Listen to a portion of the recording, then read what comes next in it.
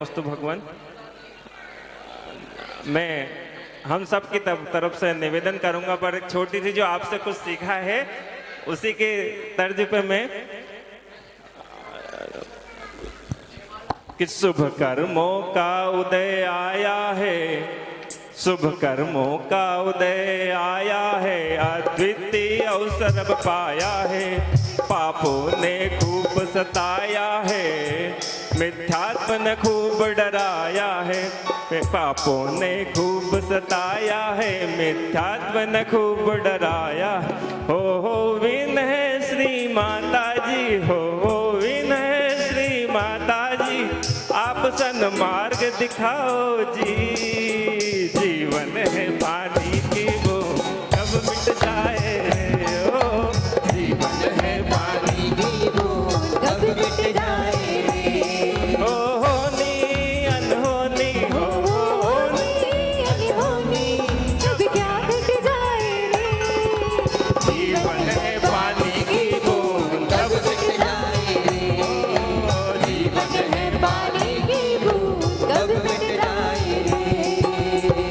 माता जी सबकी तरफ से वंदामी वंदामी वंदामी अपने वचनों से कृतार्थ करें। सभी लोग अपने अपने कार्यों से निवृत्त होकर के छोटी माता जी करेंगे, बड़ी के लिए अलग करेंगे। आज तो छुट्टी का दिन है, सभी लोग हाथ जोड़ लें। एक बार पंच परमेष्ठी भगवान का स्मरण करेंगे, अपनी आँखों को बंद कर लेंगे, कमर को टाइट कर लेंगे। ओम नमो अरिहंताणम्,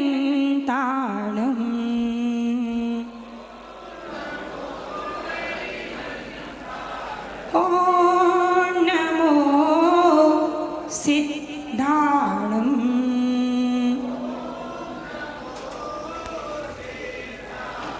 ओम नमो आयर्याणम्, ओम नमो आयर्याणम्, ओम नमो वज्रायाणम्,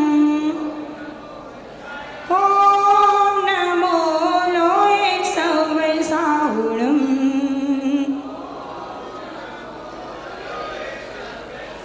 ओम नमो लोये सवसाहुणम्।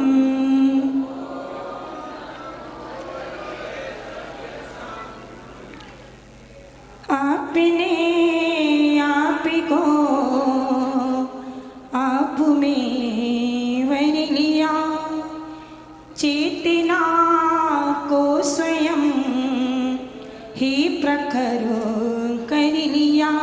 हे महावीर, हे महावीर जिन तुम्हें हो तारण तरन, हे महावीर जिन तुम्हें हो तारण तरन, आपके द्वय चरण में विनम्र नमन, आपके द्वय चरण में विनम्र नमन, आपके द्वय चरण में विनम्र नमन। ब्रह्म को खोज कर ब्रह्ममय हो गए, शक्ति को प्राप्त कर शक्तिमय हो गए। हे पार्ष प्रभु दो हमें ज्ञान धन, हे विनम्र गुरु दो हमें ज्ञान धन, आपके द्वय चरण में विनम्र नमन, आपके द्वय चरण में विनम्र नमन। बोलिए अनंतानंद सिद्ध परमेष्ठी भगवान की, बोलिए देवाधिदेवी खजानसी पार्श्वनाथ भगवान की, बोलिए देवाधिदेवी खजानसी महावीर भगवान की, बोलिए वासव रत्नाकर राजे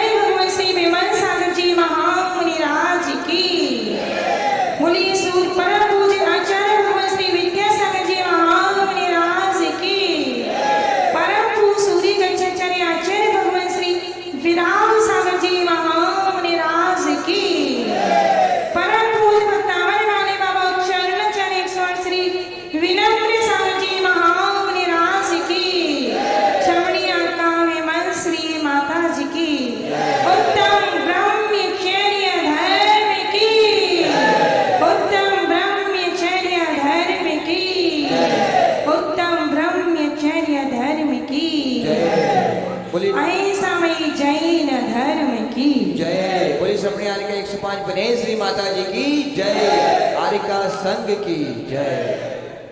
आप लोगों से बहुत दिन से चर्चा कर रहे हैं और आज अंतिम दिन है। हम धर्म की चर्चा आपसे थोड़ी बाद में करेंगे।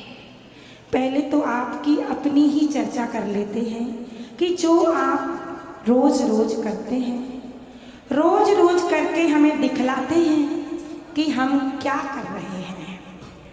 अभी अभी कुछ चर्चा सुनी थी और वो चर्चा सुन करके एक कुछ पंक्तियां लिखी हैं, वो आप लोगों को सुना रहे हैं।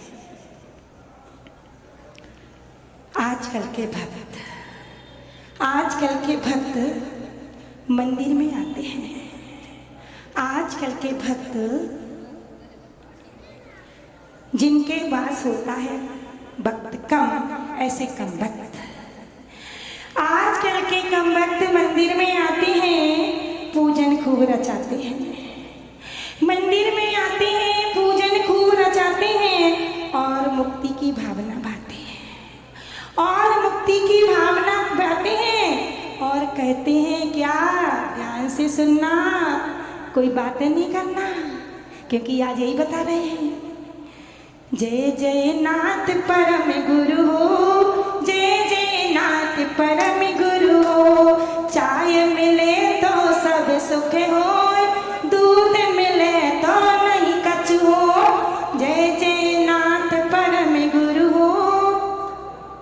ऐसी सावक हैं। सावक साधना शिविर में भी ऐसे लोग बैठे हुए हैं जो यहाँ तो जय जय नाथ परम गुरु हो और घर में जाते हैं तो चाय की ललक शुरू हो जाती है। ऐसे भी लोग हैं जो चाय की कामना करते हैं, चाय की चाह करते हैं और चाय को पी जाते हैं। ऐसे भी लोग हुआ करते हैं। जय जय नाथ परम गुरु हो, जय जय नाथ परम गुरु हो। और मंदिर में आते हैं, भगवान को कम, घर की बातें ज्यादा करते हैं। तो लिखा है घर की बातें खूबई हो, निंदा खूबई खूबई हो। जय जय नाथ परम गुरु हो, जय जय नाथ परम गुरु हो। पर को माल हमारो हो, पर को माल हमारो हो, लाखों मांगे कछु नहीं होए। पर को माल हमारो हो, लाखों मांगे कछु नहीं हो। मोड़ा मांगे मोड़ी हो, पप्पू मांगे पप्पी हो। जय जय जय जय नाथ परम गुरु हो, जय जय नाथ परम गुरु हो। भगवान के पास आते हैं, क्या मांगते हैं? अगर बेटी है, बेटा है तो क्या मांगते हैं? बेटी हो, बेटी माँ हो तो बेटा मांगते हैं। जो मांगते वो नहीं होता तो क्या बोलते हैं? जय जय नाथ परम गुरु, मोड़ा मांगे मोड़ी हो।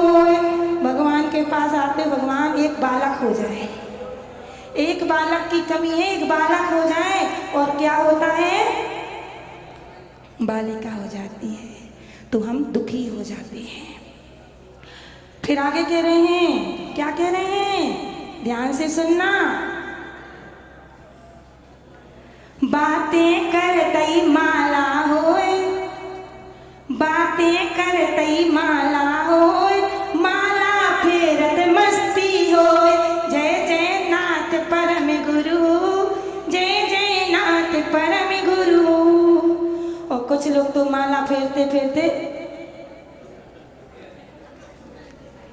और कुछ लोग माला फेर फेर के क्या करते माला फेर फेर के, माला फेर बातें कर। काय घरे का बनो तू, तुम्हारी बहू कछु कीर्तन नहीं है। घर की सारी बातें माला फेरत में होती रहती हैं और माला फेरत फेरत मस्ती होती चलती रहती है। तो भगवान के सामने आकर के हम ऐसा बोलते हैं। बहुत से कम भक्त लोग, भक्त तो उंगली में गिनती वाले लोग हैं, गिने जा सकते हैं, लेकिन जो कम वक्त उन्हें हम गिन नहीं सकते हैं। और अभी अभी जब सुबह माता जी पूछ रही थी कि आज उपवास कौन कौन करेगा, तो 4-6 लोगों के हाथ उठे थे, सबके हाथ नहीं उठे थे। श्रावक संस्कार में बैठे हैं तो उसके लिए पंक्ति लिखी, खावे खो खूबई मन होय, ना व्रत ना उपवास होय, जय जय नाथ परम गुरु हो, जय जय नाथ परम गुरु हो, जय जय नाथ परम गुरु हो, जय जय नाथ परम गुरु हो। फिर अंत में लिखा कि आज तक हमने पर कोई तो मांगा है, पर कोई तो मांगा है, और पर को मांग करके भगवान की पूजा करते रहे। किसको नहीं मांगा वो भी सुन लें। आत्म को ना मांगे कोई, ब्रह्मचर्य ना पावे कोई, आत्म को ना मांगे कोई, ब्रह्मचर्य ना पाले कोई, जय जय नाथ परम गुरु हो, जय जय नाथ परम गुरु हो, जय जय नाथ परम गुरु हो, जय जय नाथ परम गुरु हो। आप लोगों से पूछना चाहते हैं कि जय जय नाथ परम गुरु वाले तो बहुत लोग हैं, बहुत से लोग आ जाते हैं, भक्ति कर लेते हैं, पूजन कर लेते हैं, लेकिन वास्तविक में क्या मांगना है इसको भूल जाते हैं। आत्म को ना मांगे कोई, ब्रह्मचर्य ना पावे कोई, आत्म की इच्छा नहीं करते हैं, पता नहीं क्या क्या मांग लेते हैं।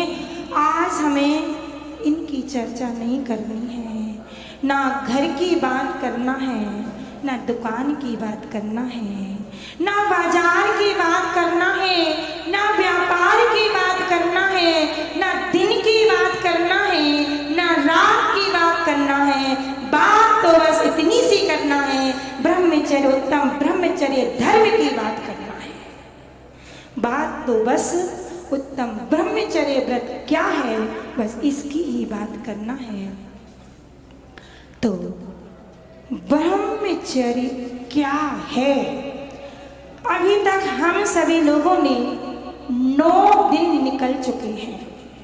कल परिग्रह का त्याग किया था। परिग्रह भी क्या है? परिग्रह यानी पद भी एक परिग्रह है। पद का भी त्याग करना चाहिए, और पद का त्याग करके जो आचार्य महाराज हुआ करते हैं वो अपने पद का भी त्याग करके उत्तम समाधि पूर्वक मनन करके उत्तम ब्रह्मचर्य का पालन करके और वो अपने पद का भी त्याग कर देते हैं। ब्रह्मचर्य का अर्थ ज़्यादा कुछ नहीं है। ब्रह्मचर्य पूजन करना ब्रह्मचर्य नहीं है, भक्ति करना भी ब्रह्मचर्य नहीं है, गीत गाना भी ब्रह्मचर्य नहीं है, नाच गाना करना भी ब्रह्मचर्य नहीं है, भगवान की भक्ति करना भी ब्रह्मचर्य नहीं है, ताली बजाना भी ब्रह्मचर्य नहीं है। ब्रह्मचर्य तो बस खुद में उतरने का नाम है, ब्रह्मचर्य है। खुद में पाने का नाम है ब्रह्मचर्य। खुद को अपनी आत्मा को समझने का नाम है ब्रह्मचर्य। कहा है आजकल हम सबको जानते हैं, पर वस्तु को जानते हैं, पर वस्तु से प्रेम करते हैं, पर वस्तु को अपना समझते हैं। लेकिन आचार्य भगवान कहते हैं सबको जानना अच्छा है, सबको जानना अच्छा है, पर अपने आप को जानना सबसे अच्छा है। पर अपने आप को जानना सबसे अच्छा है, इसलिए किसी को ना जानने से पहले अपने आप को जानिए। सबसे प्रेम करना अच्छा है, सबसे प्रेम करना अच्छा है, लेकिन अपनी आत्मा से प्रेम करना सबसे अच्छा है। इसलिए सबसे प्रेम करो। मैं नहीं करूँगी, कहूँगी कि नहीं करो, पर अपनी आत्मा से प्रेम करो। आज तक हमने दूसरी वस्तु के लिए बोला आई लव यू, बोला है? I love you. दूसरों से बोला है, पर के लिए बोला है आई लव यू। पर किससे बोलना है आई लव यू ये समझें, अपने आप से बोले I love you, I love me. अपने आप से बोलिए आई लव मी। अपने आप को निहारिए, अपने आप को संभालिए, अपने आप को देखिए। पूज्य गुरुदेव कहा करते हैं, अभी मंगलाचरण में पढ़ रहे थे, क्या पढ़ रहे थे? आपने आप को आप में वर लिया, चेतना को स्वयं ही प्रखर कर लिया। आपने आप को आप में भर लिया। हे भगवान, आपने आपको आप में भर लिया। हे भगवान, आपने अपने आप को अपना समझा, अपनी आत्मा की ओर निहारा, इसलिए आपने चेतना, अपनी चेतना को स्वयं में ही रमण कर लिया। और यही है ब्रह्मचर्य। आचार्य कुंद भगवान समय सार ग्रंथ में कहते हैं, चौथी नंबर गाथा में कहते हैं, शुद्ध परिचिदानुभूता कमस्य विभोग बंद कहा। शुद्ध परिचिदानुभूता सर्वस्व विकम भोग बंद कहा। एयत्तस्वलंबो नवरिण सुलोभ्यतश। आपने आज तक काम, भोग और बंद की कथा को सुना है, जाना है, परिचय में लाया है, और अभी तक आपने इन तीनों कथाओं को ही सुना है, समझा है, जाना है, अपने आप में उतारा है।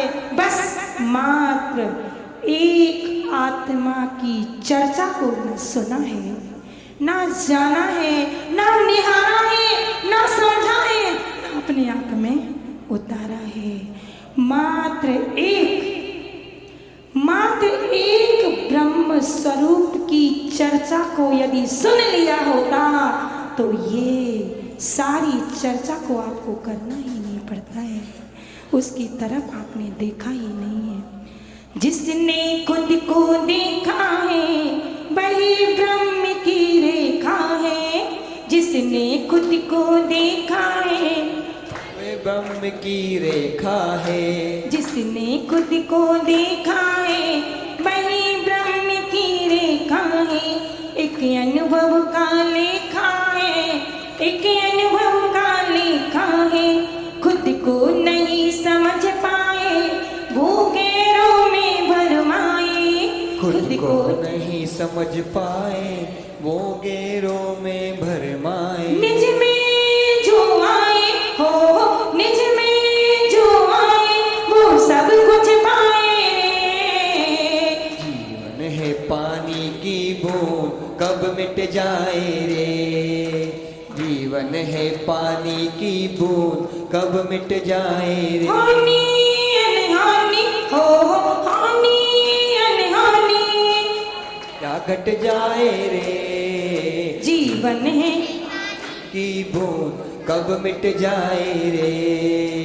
जीवन है पानी की बूंद कब मिट जाए रे। इन पंक्तियों में चरितार्थ हो रहा है। पूज्य गुरुदेव ने इतनी सुंदर पंक्तियां लिखी हैं। जिसने खुद को देखा है उसने खुदा को पाया है। जिसने खुद को देखा है उसी ने खुदा को देखा है। जिसने स्वयं को देखा है उसने स्वयं को पाया है। जिसने खुद को देखा है वही ब्रह्मचर्य की रेखा है, वही स्वयं की। और उसी ने, जिसने ब्रह्म को देखा है उसी ने अपने आप में अनुभव को ही पाया है। ऐसा आचार्य गुरुदेव कहते हैं, निज में जो आए वो सब कुछ पा जाए। आज शून्य होने का दिन है, शून्य होने का दिन है। कल हम लोग अपरिग्रह की बात कर रहे थे कि अब आकिंचन धर्म क्या है, यानी परिग्रह को समाप्त किया था और अपरिग्रह को प्राप्त किया था, आकिंचन धर्म को पाया था, किंचित भी परिग्रह का नहीं होना ही आकिंचन धर्म है। और जब आकिंचन धर्म हम समझ लेते हैं, परिग्रह को अपने आप से समाप्त कर देते हैं, तो कुछ भी नहीं बचता है। और वही शून्यता का नाम है ब्रह्मचर्य धर्म। आत्मा कैसी है? एक शून्य है। आत्मा का नाम ही है शून्य, और वही ब्रह्मचर्य है। जो ब्रह्मचर्य को धारण करता है वही आत्मा तक पहुंच पाता है, और वही खुदा के पास तक पहुंच पाता है। हम आज तक अपना निजी घर भूल बैठे हैं। निजी घर है कौन सा? निजी घर है कौन सा? अभी हम बता रहे थे, अपने आप को भूलना ही निजी घर है। अपने आप को भूलना ये क्या है? निजी घर नहीं है। अपने आप को पाना ये निजी घर है। आज तक हम अपने निजी घर को भूल पाए। आपने गधे का नाम सुना है? गधे को सभी जानते हैं ना। दुनिया में बहुत से जीव हुआ करते हैं, गाय, बैल, भैंस, सर्प, पक्षी, बहुत से जीव हुआ करते हैं। लेकिन ये ऐसे हुआ करते हैं, सुबह अपने घर से बाहर निकलते हैं, अपने घर से सुबह जाते हैं, शाम को लौट करके अपने घर वापस आ जाते हैं। लेकिन गधा एक ऐसा प्राणी होता है, 10 वर्ष भी अपनी घर में रह ले, अपनी स्थान पर रह ले, लेकिन 10 वर्ष भी रह ले, 15 वर्ष भी रह ले, 20 वर्ष भी रह ले, पूरा जीवन भी उस घर में निकाल दे, लेकिन अगर सुबह वो चला जाता है तो शाम को अकेले वापस नहीं आता है। एक गधा हुआ करता है जो अपने घर बिना मालिक के वापस नहीं आता है। हम लोग उस गधे की ही तो तरह हैं। हम लोग उस गधे की तरह हैं कि आज तक हम पर में लगे हुए हैं, अपने निजी घर को भूल बैठे हैं, और निजी घर को भूल बैठे हैं इसलिए हम मनुष्य को भी गधा कह देते हैं, किसी और को गधा नहीं कहते हैं। मनुष्य की संतान को और मनुष्य को ही गधा कहते हैं, क्योंकि हमने अपनी आत्मा को भूल चुके हैं और अपनी आत्मा को भूल चुके हैं, इसलिए हम गधे की तरह हैं। जिस दिन अपने आप में आ जाएंगे उस दिन हम गधा नहीं कहलाएंगे, उस दिन तो हम बुद्ध कहलाएंगे। एक बुद्धू होता और एक बुद्ध होता है। जो घर को भूल चुका है, जो पर में रहता है, पर में रमण करता है, वो बुद्धू होता है, और जो अपने घर में वापस घर की ओर आता है उसे बुद्ध कहते हैं। एक बुद्धू है और एक बुद्ध है। हम सभी को आज तक हम बुद्धू बने बैठे हैं, आज तक हम मूर्ख बने बैठे हैं। हमें क्या बनना है? बुद्धू, बुद्ध बनना है, बुद्धू नहीं बनना है, बुद्ध बनना है। तो हमें उस बुद्ध की ओर चलना है। मैं आपको थोड़ी सी बात बताऊं। देखो, बातें तो बहुत सी हैं, और आज तो हमारी भी छुट्टी है और आपकी भी छुट्टी है। जो उपवास नहीं करना है वो भी उपवास कर लेना, क्योंकि आज अंतिम दिन है। अंतिम दिन तो शून्य होने का दिन है, सामायिक का दिन है, समय सार को जानने का दिन है। दुनिया में सबसे श्रेष्ठ व्यक्ति वो होता है जो अपने समय को सब जानता है, और दुनिया में सबसे दरिद्र व्यक्ति वो होता है, सब दुनिया का सबसे बड़ा दरिद्र वह है जो समय के लिए, स्वयं के लिए अपना समय नहीं निकालता है। सबसे दरिद्र यदि कोई है तो जो अपने आप के लिए कभी समय नहीं निकालता है, जो समय के साथ नहीं चलता है, समय उसको बर्बाद कर देता है।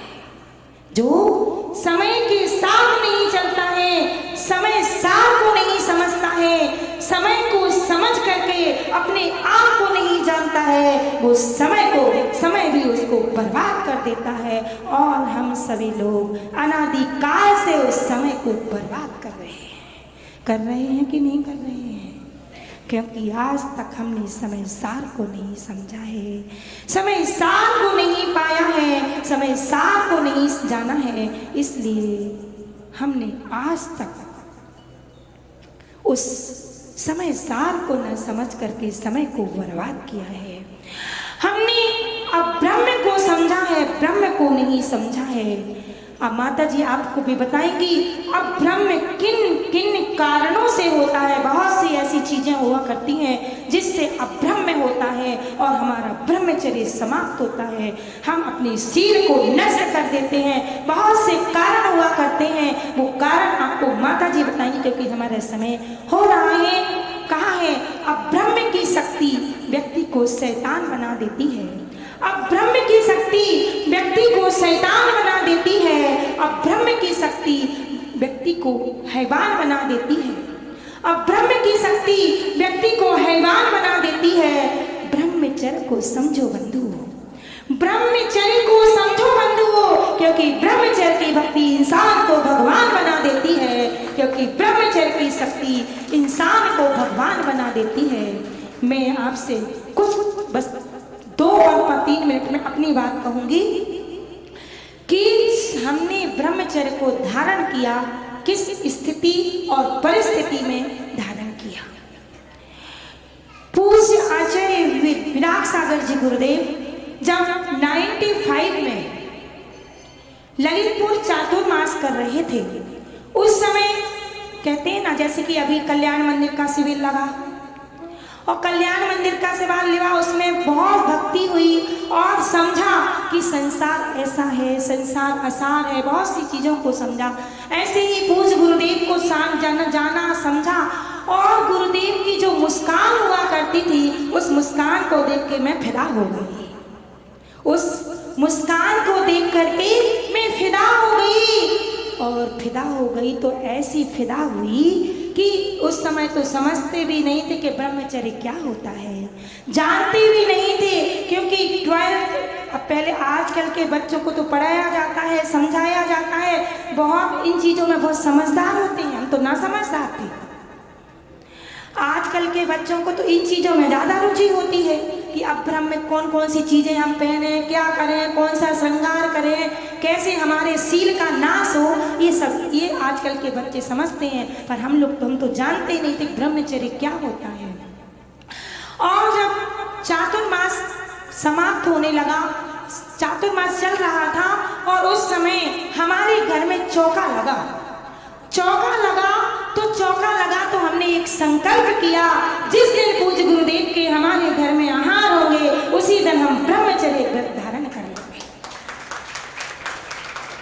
किसी से कहा नहीं, बस अपने आप में एक संकल्प लिया कि जिस दिन आहार होंगे उसी दिन हम व्रत ले लेंगे। और माता जी, हम जैसे कि आप माता जी हैं, हम लोग हैं, बहुत से बच्चे आते हैं, जुड़ गए और छोटे छोटे बच्चे कहते हैं माता जी हम तो आपके साथ चलेंगे, हमें आपके पास अच्छा लगता है। तो हम भी माता जियों से कहले माता जी हम तो आपके साथ चलेंगे, हमें घर में अच्छा नहीं लगता है, हम आपके साथ ही चलेंगे, हमें तो ब्रह्मचर्य व्रत लेना है। और हमने ऐसा संकल्प किया है जिस दिन पूज्य गुरुदेव का आहार होगा हम श्रीफल चढ़ा देंगे और ब्रह्मचर्य व्रत ले लेंगे। और पूज्य माता जी ने गुरुदेव से कहा कि वो बच्ची है, उसकी बहुत भावना है कि वो ब्रह्मचर्य व्रत ले, लेकिन उस दिन लेगी जिस दिन उनके यहाँ आहार होंगे। माता जी ने संकेत कर दिया और पूज्य गुरुदेव का हमारे यहाँ बहुत जल्दी ही आहार हो गया। और जिस दिन आहार हुआ हम श्रीफल लेकर के पहुँच गए। गुरुदेव बस अब हमें घर में नहीं रहना है, घर ये भोग बहुत बुरे लगते हैं, ये भोग हमें अच्छे नहीं लगते हैं, ये भोग हमें कैसे लगते हैं, जहर के समान लगते हैं, इन भोगों को हमें नहीं भोगना है, क्योंकि अनादि काल से इन भोगों में ही रचे बचे रहे हैं। आज तक हमें कोई गुरु नहीं मिले थे, आज हमें आप जैसे गुरु मिल गए हैं। तो पूज्य गुरुदेव से माता पिता भी थे और माता पिता के सामने हमने बस कुछ नहीं कहा गुरुदेव हमें व्रत चाहिए, ये भी नहीं कहा कि ब्रह्मचर्य, क्योंकि अगर माता पिता के सामने कहते तो लेने नहीं देते। पर पूज्य गुरुदेव को पहले से ही माता जी ने बता दिया था और हमने उस समय श्रीफल चढ़ा दिया। और जब चातुर्मास समाप्त हो गया, चातुर्मास समाप्त हुआ तो हमारे यहाँ पंच कल्याणक होने थे। पंच कल्याणक में हमने एक शास्त्र में पढ़ा था कि इस युग में, इस काल में सबसे पहले ब्राह्मी सुंदरी ने ब्रह्मचर्य व्रत ग्रहण करके, आर्य का दीक्षा को धारण करके अपनी पर्याय को श्रेष्ठ बनाया था। हमने एक शास्त्र में पढ़ा था, छोटे थे उसी समय पढ़ लिया था कि ब्राह्मी सुंदरी ने ब्रह्मचर्य को व्रत को धारण किया था।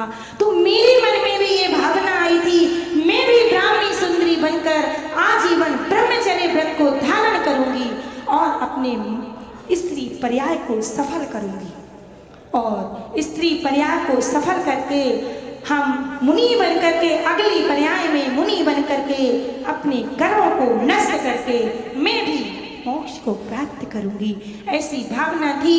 और द्रोणगिरी में, सिद्ध क्षेत्र द्रोणगिरी में मैंने उस परिब्राह्मी सुंदरी जो आदिनाथ भगवान की पुत्री थी, आदिनाथ भगवान की पुत्री बन करके इस सौभाग्य को प्राप्त करके ब्रह्मचर्य, आजीवन ब्रह्मचर्य व्रत को ग्रहण कर लिया। आजीवन ब्रह्मचर्य व्रत को ग्रहण कर लिया और अपनी इस स्त्री पर्याय को श्रेष्ठ बनाया। बातें तो बहुत सी हैं। और जब जैसे ही ब्रह्मचर्य व्रत धारण किया, पूज्य गुरुदेव ने मेरी परीक्षा ली और कहा, बेटा आप घर जाओ, अब घर जाओ, माता पिता रो रहे हैं, पूरा परिवार रो रहा है और अब तुम घर चले जाओ। मैंने कहा अब नहीं जाएंगे। बोले नहीं, तुम्हें तो पढ़ाई करनी है, क्योंकि तुमने कहा था पहले मैं पढ़ाई करूंगी फिर आपके पास आऊंगी। और माता पिता को देखा, गुरुदेव ने कहा, तो फिर हम कुछ दिन बाद घर चले गए। और घर गए तो वहाँ पर फिर हमने पूरी बीए एमए की पढ़ाई करके, जैसे ही एमए कर रहे थे और पूज्य ऐलक श्री विनम्र सागर जी गुरुदेव हमारी ललितपुर नगरी में आ गए। बहुत से लोग कह रहे थे कि अभी ये व्रत नहीं लेंगी, अभी शादी करा लेंगी, क्योंकि पढ़ रहे थे और पढ़ते हैं तो कॉलेज भी जाते हैं। लेकिन हमारे मन में बस एक धारणा थी कि जैसे ब्राह्मी सुंदरी ने किया है वैसे ही मुझे करना है। जिस साथ में बहुत से लोग कहते थे ब्राह्मी सुंदरी बने तो 5 साल का व्रत भी हो जाता है, क्योंकि सबके सामने पूज्य गुरुदेव ने मुझे 5 साल का व्रत दिया था और अकेले में हमने आजीवन का संकल्प किया था। तो बहुत से लोग कहते थे कि अब 5 वर्ष हो गए, अब तुम्हारी शादी कर देंगे। तो मैं ये कहती थी कि एक वो शास्त्र बता दो जिस शास्त्र में ये लिखा हो कि ब्राह्मी सुंदरी ने शादी करवाई तो मैं भी शादी करवा लूंगी। पर ऐसा कोई शास्त्र है ही नहीं कि ब्राह्मी सुंदरी ने शादी कराई हो। तो ऐसे पूज्य गुरुदेव नगर में आए और पूज्य गुरुदेव से मैं जुड़ गई और उनके साथ ही हो गई। इस तरह से ब्रह्मचर्य व्रत की ये महिमा हुआ करती है कि गुरु मिलते हैं और गुरु का सानिध्य पाकर के हम जैसे और आप जैसे भी ब्रह्मचर्य व्रत को धारण करके अपने जीवन को, अपनी पर्याय को श्रेष्ठ बनाया करते हैं। बस आप लोगों से यही कहना है कि राजा की पूजा देश से हुआ करती है, राजा की पूजा देश से हुआ करती है, मुखिया की पूजा अपने गांव में हुआ करती है, लेकिन जो ब्रह्मचर्य को धारण करता है उस ज्ञानी की पूजा तीनों लोक में हुआ करती है, उस ज्ञानी की पूजा तीनों लोक में हुआ करती है। बंधुओं, आप सभी लोगों से ये कहना है कि ठीक है, आप हमेशा हमेशा के लिए ब्रह्मचर्य व्रत नहीं ले सकते हैं। कुछ वर्ष, कुछ महीने, कुछ दिन के लिए आप ये सीमित कर लें कि हम इतने दिन, इतने महीनों के लिए ब्रह्मचर्य व्रत का पालन करेंगे, स्वदान संतोष व्रत का पालन करेंगे, अपनी स्त्री के साथ ही अपनी स्त्री को ही स्त्री समझेंगे। से सभी लोग मेरे लिए बहन और माँ के समान है। बस ऐसी ही भावना के साथ मैं समाप्त करूंगी। बोलिए उत्तम ब्रह्मचर्य धर्म की, बोलिए परम पूज्य आचार्य भगवान श्री विनम्र सागर जी गुरुदेव की जय।